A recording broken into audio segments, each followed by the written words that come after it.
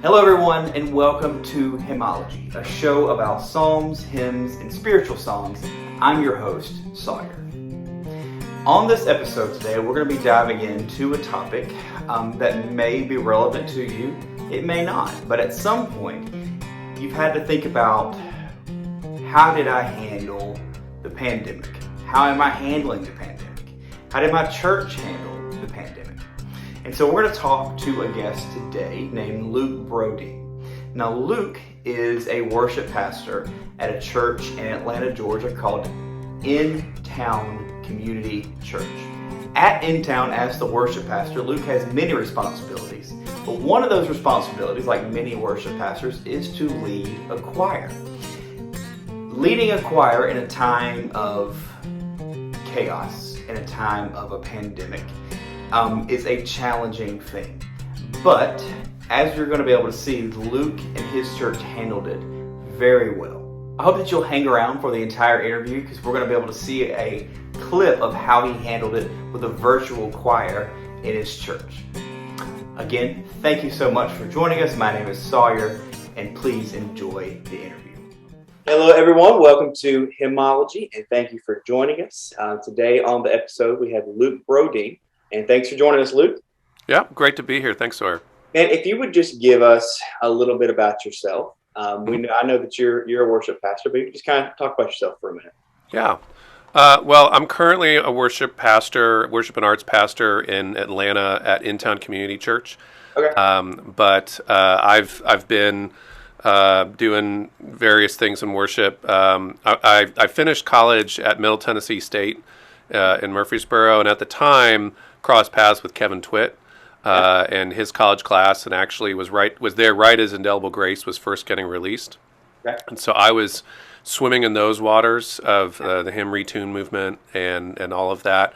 I also helped Kevin put together the RUF hymn book way back when and maintained the website for a number of years. Yeah. So I have a great love for hymns, for congregational singing.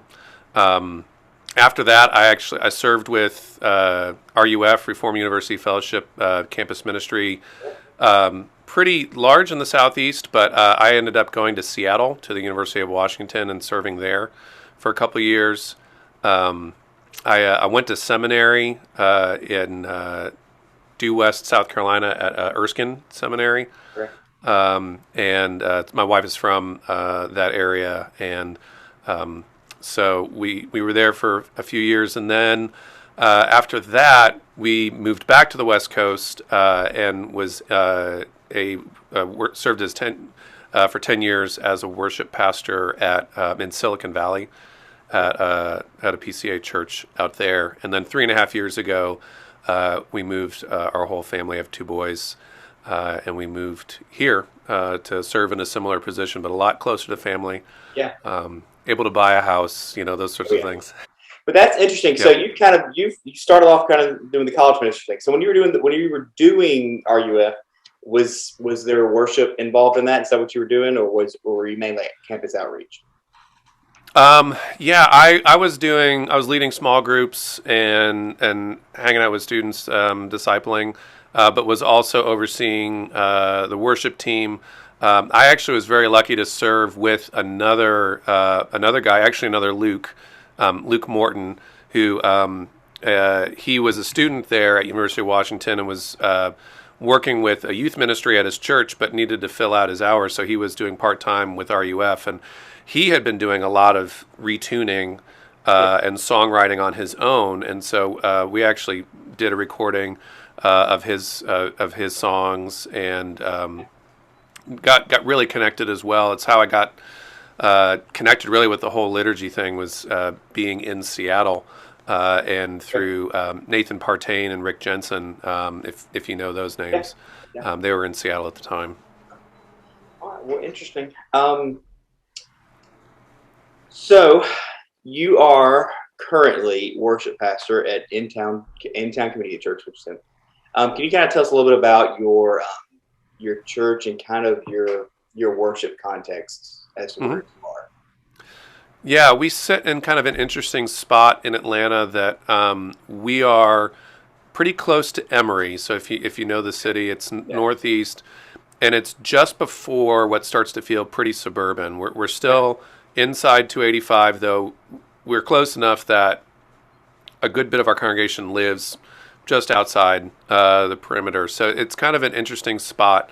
But because of the neighborhood that we're in, there's a lot of international a lot of internationals will come in. They will be either connected with the CDC or with Emory as visiting scholars. Yeah. Or there's a lot of refugees that are being relocated pretty close to us in Clarkston. So we have a large part of our congregation really has a heart for international ministry. So we've had an ongoing conversation with what it looks like to be a multi-ethnic and multicultural congregation, or at least being a congregation in a context that is multi-ethnic and multicultural, and being in the South. So how are you a church that is true to your roots, but also is acknowledging that we are a global organization as a church, and that we have the opportunity to have people that are worshiping with us that come from very different backgrounds. So it's been a great conversation. And for me, coming from California, I was already pretty exposed to that, and it's been great to continue that conversation with the pastors and staff, and as well as the whole church. Yeah, and I'm sure that in Atlanta, people are a little more used to that kind of multi-ethnic, multicultural kind of style. Yeah. And how have maybe your original members, those who have been around for maybe since before all that happened, how do they handle that shift? Yeah, I think that it's been a long, slow progress, and I think that there's just a lot of things that happened organically that really initially weren't intentional in that way. As far as welcoming internationals, we have an ongoing ESL group that we have someone who leads that, and our members participate in the ESL, and so they're already getting that experience of being around those communities. We also have a lot of folks. We have our congregation really has a heart for global missions, and because we're in Atlanta and the PCA has their headquarters here, we have a number of people who have gone overseas and worked with missions, and then have moved back here to serve at the missions board here.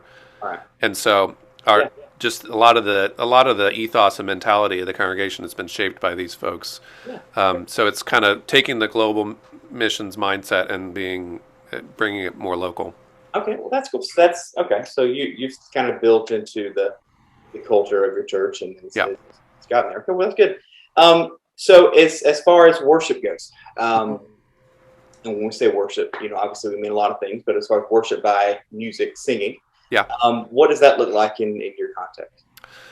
On a week-to-week basis, I lead with a band and anywhere from 2 to 3 singers. Okay. Our song selection is fairly broad within kind of the evangelical world. We do hymns with the original melodies. We do RUF, Santa McCracken, Wendell Kimbrough, whether it's retuned or scripture-based singing that has that flavor, even if it's a new lyric. And then we will do things that are on the radio, and whether that's Chris Tomlin, Matt Redman, which was popular 15, was at its height 15 to 20 years ago. Yeah. But then also we just now making it to the church. Right. Yeah. So it's not so new where we can handle it. Right. Yeah. And you filtered out which songs are the ones to really hold on to. And as well, we try to do some Hillsong and some other things. I've been fortunate. We have a handful of teens that have been coming up and being a part of the music ministry, and want to have them be a part of our voice as well. And so I'm trying to listen to them and help our teens, and even down to our children, to like what that and not catering worship only to them or feeling that we have to use worship as the way to draw them in, but that they help us to worship better, and it's not just us old folks that help others to worship better.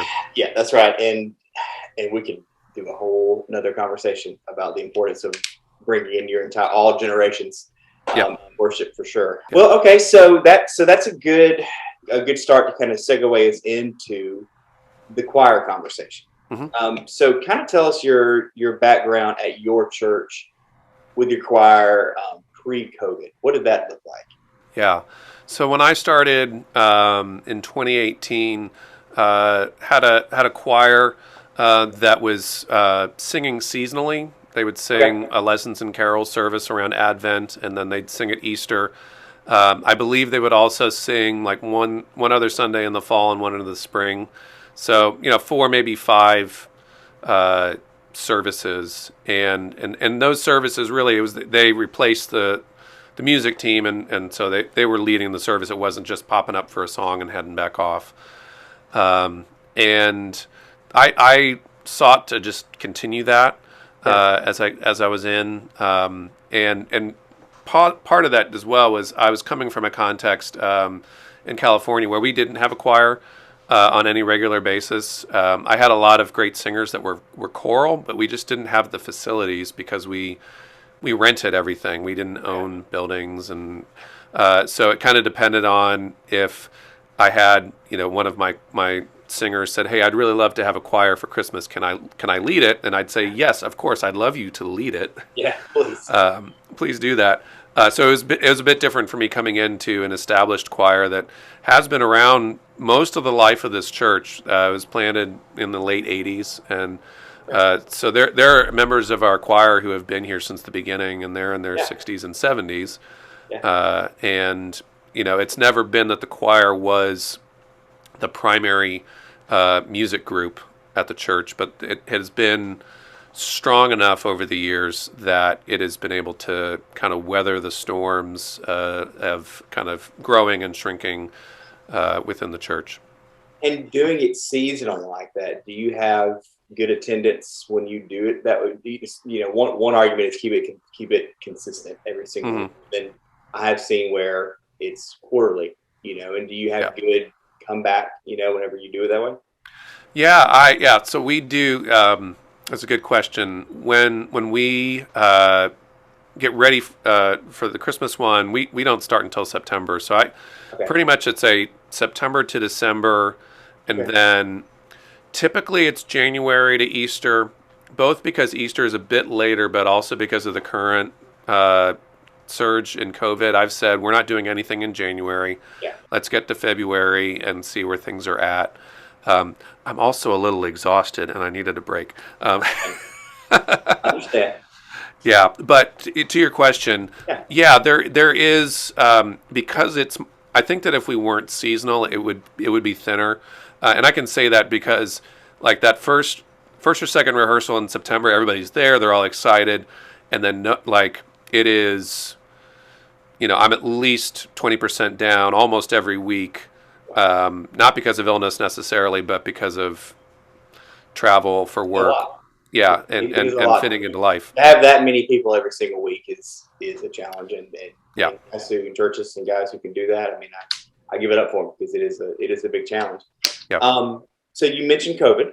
Yeah. Kind of been kind of a big deal over the past couple of years. Yeah. It's almost such a big deal you were tired of talking about it. We don't want to mention it, but it is a reality in the church right now, and it is a reality for a lot of worship pastors, or just if you attend the church, or if you're a part of a choir or worship ministry. I heard when we were at Liturgy Collective, you kind of explain what your story has been like with choir over the past couple of years. So if you wouldn't mind, just kind of share how you were able to keep your choir together and what methods you did starting in 2020 and kind of on to now. Yeah. So March 10th, if that was the Wednesday, it might be the right date. March 10th, 2020, we had a regular choir rehearsal, and we were getting ready for Easter in a month, and had our anthem ready and had our congregational songs ready, and really excited about all of that.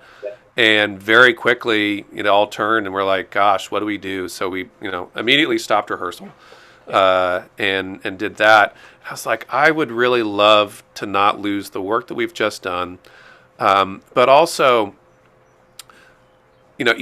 as the choir is a seasonal part of our congregation, to not have that at Easter would feel like, okay, things are really bad if we didn't have the choir for Easter. We couldn't have them in the service. Our music team was very small. I shrunk it down to the piano player, me on guitar, and a singer. Had a pastor, we had a tech, and that was what we all that we did for the first 3 or 4 months. So I saw all of these virtual choirs popping up, and I'd been a fan of the Eric Whitaker works, and had seen those for a while. I was like, gosh, that would be fun someday to do something like that. And then I was, I had this crazy idea.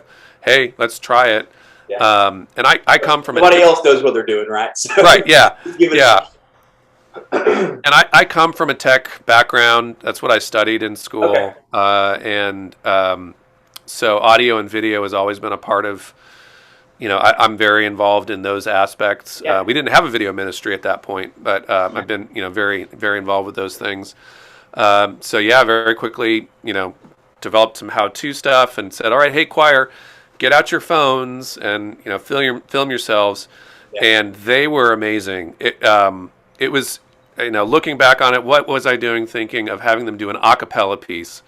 Yeah. So they had to have, an entirely silent room. They had to sing for 3.5 minutes straight in one take. Yeah. Oh my gosh, I'm so amazed that they did that.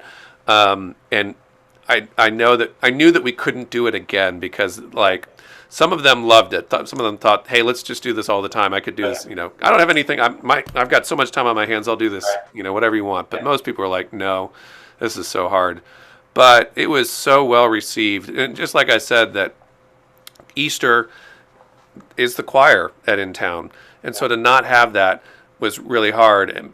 But halfway through the service, when the offering comes up and I introduce it, and I have people that still tell me that was one of the most meaningful things in the first month for them to have this experience of, their church choir. I mean, we're not professionals. It's not like they were wowed by, our amazing ability, but it was that we drew the community together in that way.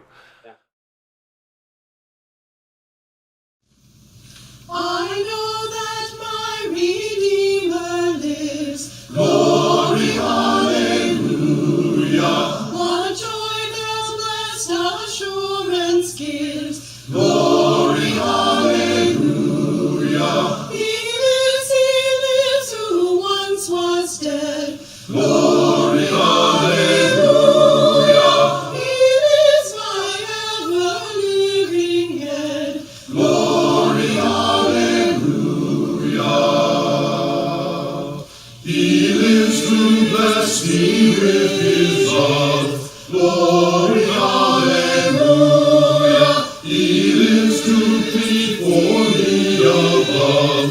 Glory, hallelujah. He lives my hungry soul to feed. Glory, hallelujah. He lives to help in time of need. Glory, hallelujah.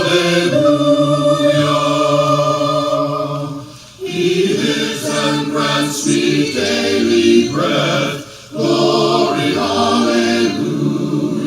He lives, I shall conquer death. Glory, hallelujah. He lives to live. Glory, hallelujah. He lives to bring me safely there. Glory, hallelujah. He lives all glory to his name. Glory, hallelujah. He lives my Savior still the same. Glory, hallelujah. What joy this blessed assurance gives. Hallelujah. I know that my Redeemer lives.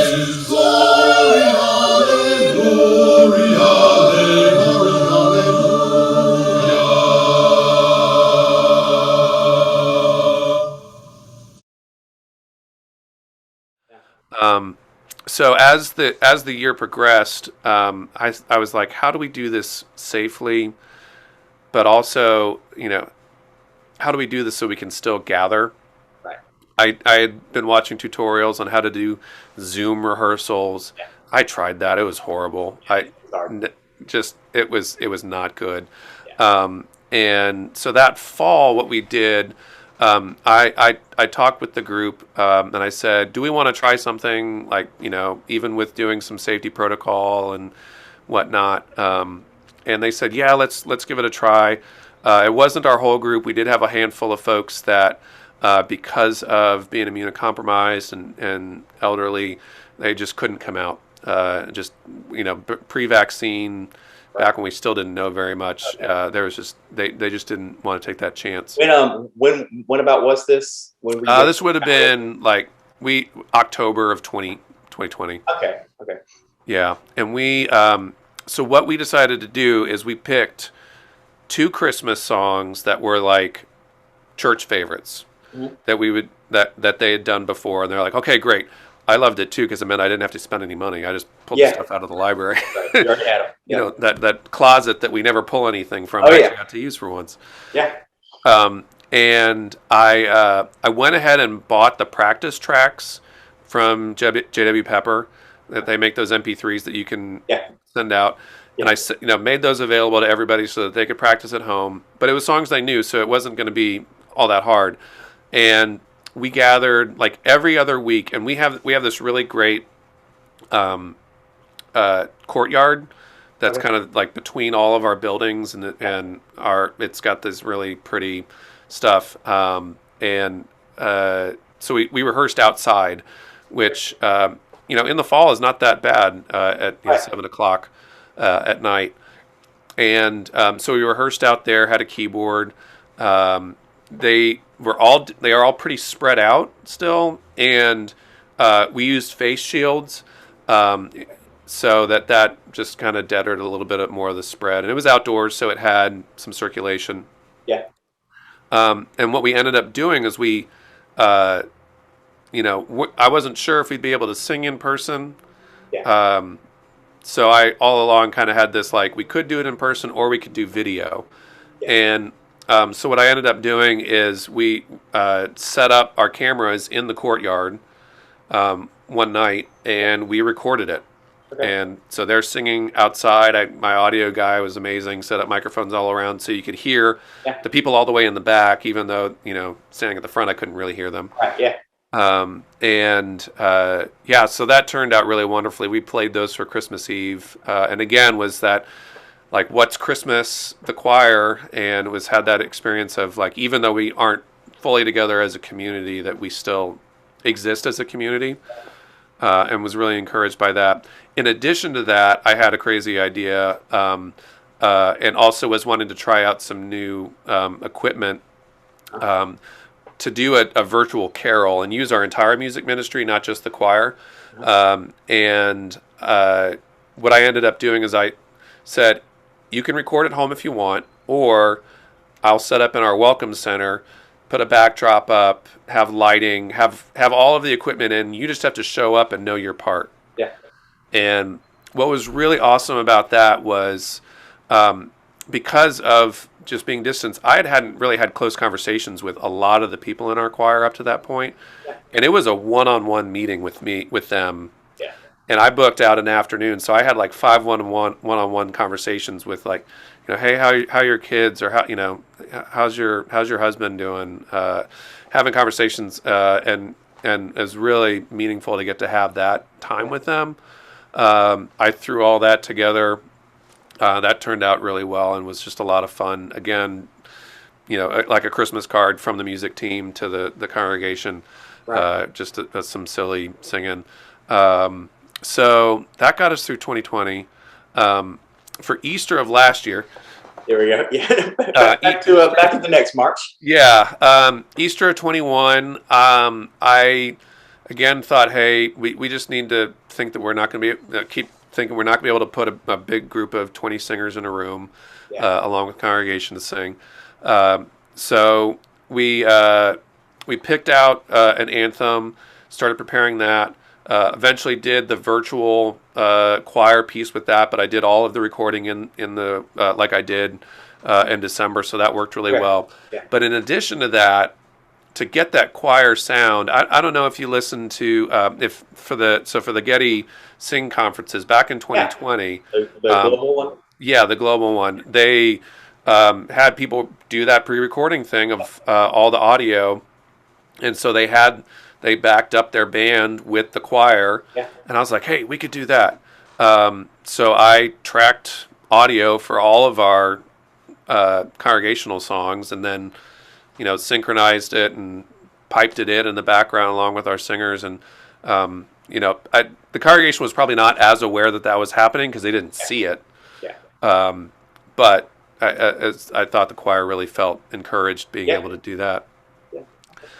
So that got through Easter, and then at the end of the summer we started talking about, well, hey, now that we have vaccines and we're all starting to come out of our hobbit holes, and at that point, man, community was just at its nadir. It was just the lowest of the low. Like, we weren't having events.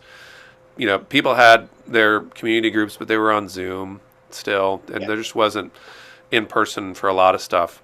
And so I set out and I said, I really want our goal this fall to be being able to gather together safely. And as well, up to that point, we really hadn't been really focused on developing our singing. It's just been like, okay, whatever you got, just bring it. And I understand. That's kind of the way I'm like, hey, get up here and sing. Yeah. And so over the summer, I took a course, online course, through, I can't remember the name. It's a really great website. Actually, so her name is Ashley Daynew, or Daynew, Daynew. And I somehow, like, as I was looking for choir resources, she was one of the ones I came across, and she had some really great courses. And I just decided I should just take a course in kind of just basic, how do you get your choir singing? So our goal was community. It also was like, we're going to take a lot of extra time stretching and warming up our voices, also listening to each other. So we did a lot more kind of singing in the round and singing parts that you had to listen to other people and not just your own voice, because we've gotten so used to with Zoom, like I can only hear my own voice, and I don't have to blend with other people and that sort of stuff. So that was a really good start in the fall. We also had a lot of people show up that hadn't been in the choir for a long time. Because of that, I haven't had community. Singing brings joy, and I want to make that sacrifice in time. And so we really grew, which was kind of a great challenge to have. We did move our rehearsals into the sanctuary. We were all masked still, and we ended up getting some of these singing masks that, it's funny when you put it on, you look kind of like a duck, And the ones that open, Yeah, but it's great. Like, you can breathe, you can project a bit.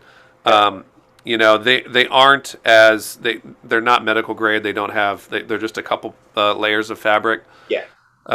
But it did bring just enough protection. And so we started rehearsing that way and ended up, rehearsing, and we sang a full Lessons and Carols service. Everybody was still masked.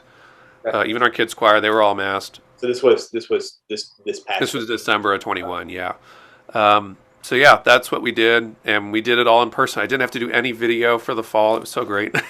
I'm sure that definitely takes a load off. So basically, what you've been able to do is, since March of 2020, took a break in the fall, or for Easter, you are still able to do virtual, or you're able to do your virtual choir. Came back around, recorded for Christmas in person, but we still showed it as a recording. Is that right? Okay. Circle back around to what was Easter of last year like? Oh, Easter, we played it. You played it in the church. We did do a virtual choir video piece, but also had that multi-track. I got you. And then so Christmas, they were all physically in the choir loft, masked and singing with the congregation. Okay. All right. So what's the plan going forward? What's Easter looking like? I think I'm going to move forward like we did for Lessons and Carols, that we're going to sing masked. I mean, if things are improving, we'll think about singing unmasked. But the choir, I have a very willing bunch that are like, as I said, they get this joy from singing together, and the other part, going back to the conference, what Kurt Thompson said about being in the way of beauty, putting ourselves in the way of beauty, that makes it worth it to jump through the hoops, and to do the difficult video work like that, was life-giving for many people, and even for those of us who were doing the tech side of things. Like, wow, this is really special. So like for Easter of this year, we'll Lord willing, be worshiping in person and have the choir up on stage. Well, good. And what would you say, overall, that obviously when you're, I know that when you're in it, you have all these different thoughts of how is this going to happen? Can I actually do this? What would you say is kind of the main thing that really just kind of kept you going through the whole, almost 2-year now process? Yeah. I mean, I think that I have a very strong focus on congregational singing, and that's why I think, choirs are a dying breed, and part of that literally is that they are dying, that just culturally is, they're aging. Right. But I think that there's always going to be a place for group singing in leading worship, whether that's like a formal Western style choir, or if it's something more that feels African, and it's just everybody's singing melody, with some harmonies, a lot of rhythm, but there's something that it would have been very easy in after April of 2020 saying, all right, choir is going to go silent until we can do this for real, because this was just too hard. And I know that there's been a lot that have done that, and I get that. I feel that every few weeks. I feel like, man, it'd be so much easier if I just was saying, let's not do this.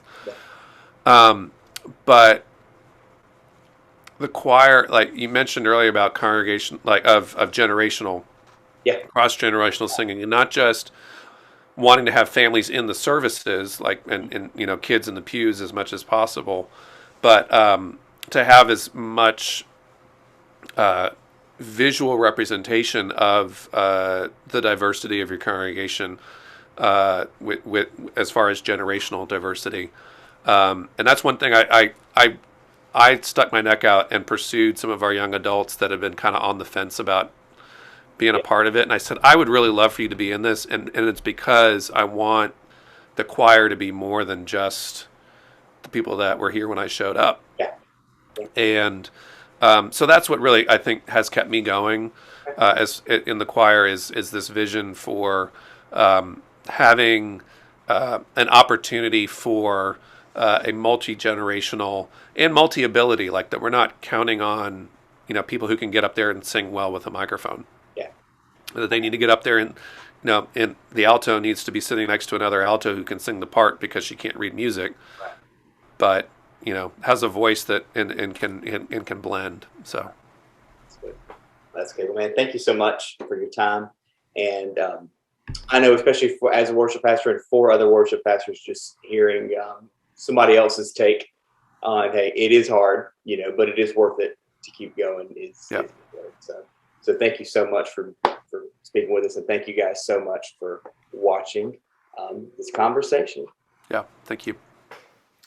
Well, I hope you enjoyed that conversation as much as I did. I hope that you were encouraged to hear that everyone had a difficult time figuring out what to do during the pandemic, and still is.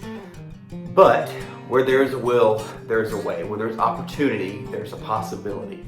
And that's what Luke showed in his faithfulness to his church, but most importantly, to the Lord. So thank you so much for joining us for this episode of Hymnology, and I hope you'll join us next week.